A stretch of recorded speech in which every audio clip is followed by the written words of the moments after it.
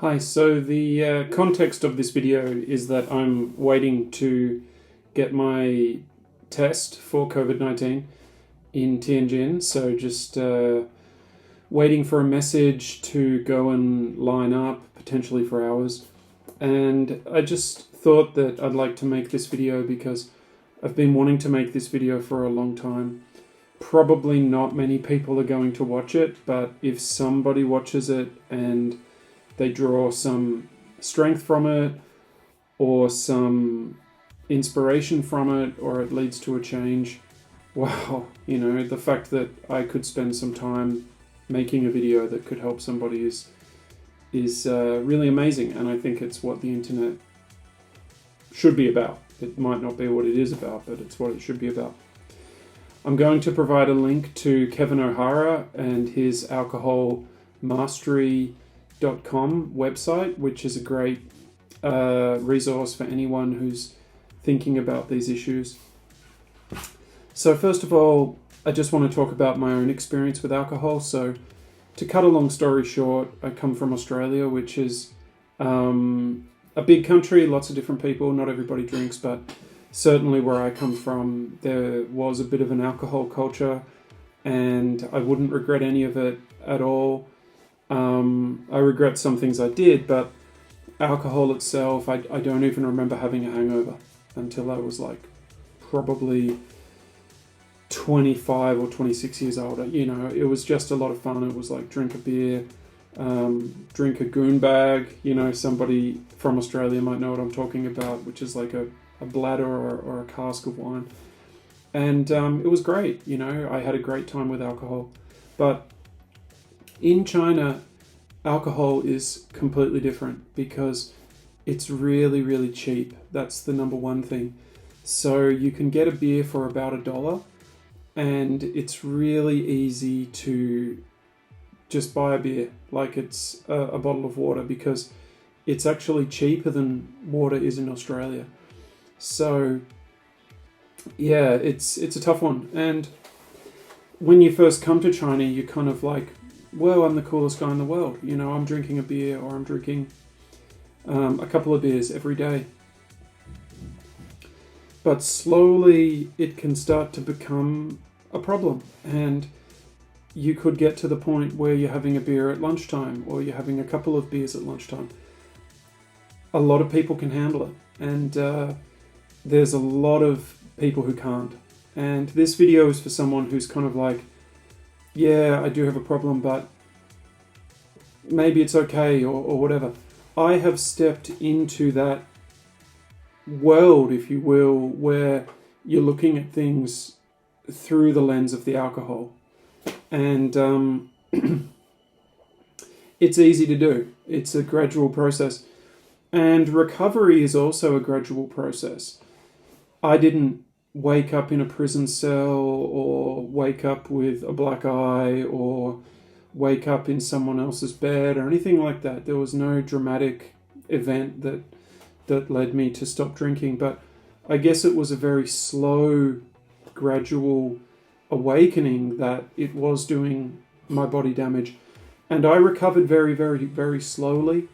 And anyone who's thinking about quitting alcohol, don't expect to recover very quickly. It's going to take a long time. It's going to take time.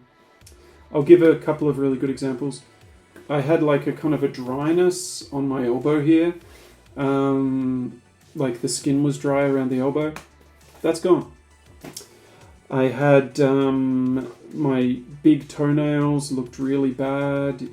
After about 1.5 years of not drinking, or 2 years of not drinking, that is gone.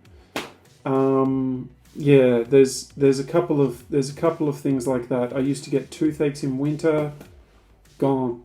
So alcohol is destroying your body, but what I want to say is that now I'm not someone who totally doesn't drink. Like, I will have 1 beer or 2 beers, and I want to talk about that just quickly, and how I've been able to transition to that, and just what I've taught myself, or what I've learned from this process.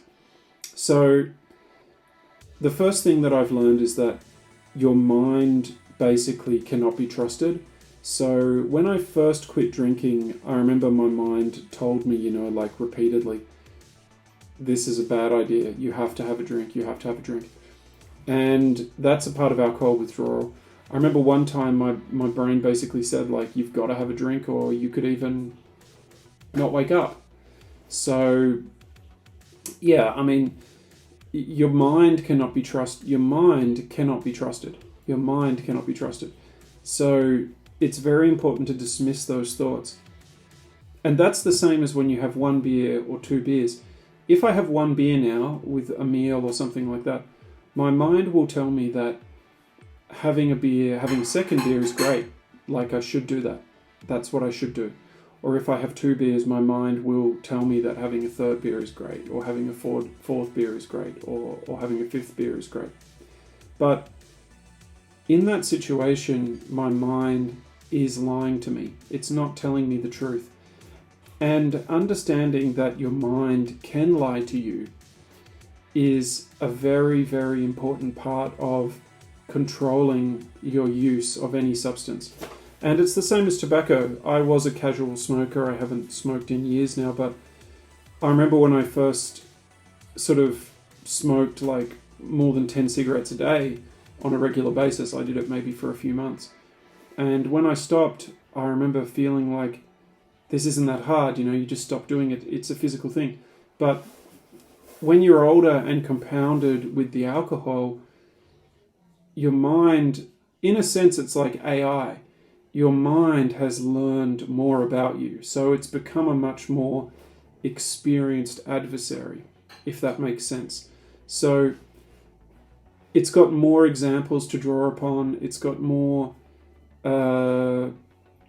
chapters of your life in order to pull anecdotes from and to kind of say, but remember when you were sitting by the canal with a beer, that was cool.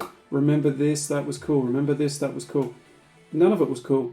And your mind is only having those thoughts because it wants you to drink the alcohol. Like that is the problem. And that's why it gets more difficult for people to quit substances the older they get, because they're dealing with a much more experienced adversary, which is the human mind plus a substance. So that's how I look at it. And you've got to really take a step back and sort of say, well, even though I'm Bikebasket95 and this is my mum and this is my dad and this story is very unique and it's special and all this kind of stuff, your individual sense of yourself, your ego, you also have to be able to step back and kind of say, well, I'm just a human being. And how do human beings react to substances? How do human beings react when they're not in contact with substances? And how is it most likely that I will react? Okay, most human beings seem to be really healthy if they don't drink a lot of alcohol. That's what the World Health Organization says. That's what the health authorities say in Australia. So it's kind of very likely that that would also be my story. And it's probably similar to, and when visibly overweight people like myself talk about exercise, people turn off, people stop listening, but it's the same as alcohol. Exercise is similar to alcohol. Like, people create all of these myths about themselves, and some of those myths can be really important, and they can actually help you to be successful at sports. You can visualize yourself as being really great at a sport or great at any other ability. And so that makes you do it more and that makes you improve. It's a self-fulfilling thing. But people can also sort of tell themselves the other thing where they sort of say, well, I wasn't made to run, or I'm not that kind of guy, like I'm not that kind of person because of X, Y, and Z.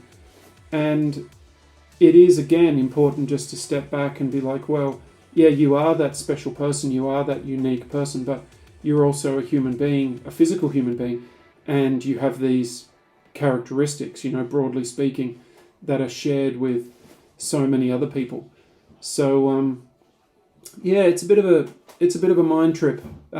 Substances are a bit of a mind trip, but what I would say to anybody who's struggling with alcohol is think about all of those little things that are happening in your life, whether it be your memory, whether it be some aches and pains, whether it be your digestion, and just really look at if alcohol is a part of that, and then allow yourself a long, slow recovery. Like I said, it didn't happen overnight for me. When you look at this guy, Kevin O'Hara, at his videos, he talks about all of these different issues, hundreds of issues. Go check out his channel. But when I see the comments, I often see people that are struggling at the 1 month mark or the 2 month mark or the 3 month mark. I didn't see a lot of benefits, a lot of changes between 1 month and 3 months or 1 month and 6 months. I didn't see a lot of changes. But around the 18-month, 2-year kind of mark, it's like, oh, that's different. Oh, that's different. Oh, that's the best of my life. Oh, that's, I've never, I held my breath for 3 minutes recently doing a breathing exercise. It's like, it takes time. You have to give your recovery time. It's not going to happen very quickly. And like having 1 beer or 2 beers, if you can train your mind to be able to just limit yourself to that, it's healthy, it's social, it's fun, it's a part of life, like you have some nice food with a friend or a couple of friends, a couple of mates, and you sip a beer, it's great. I wouldn't want to tell anyone that is not a good lifestyle, that culture is a bad culture.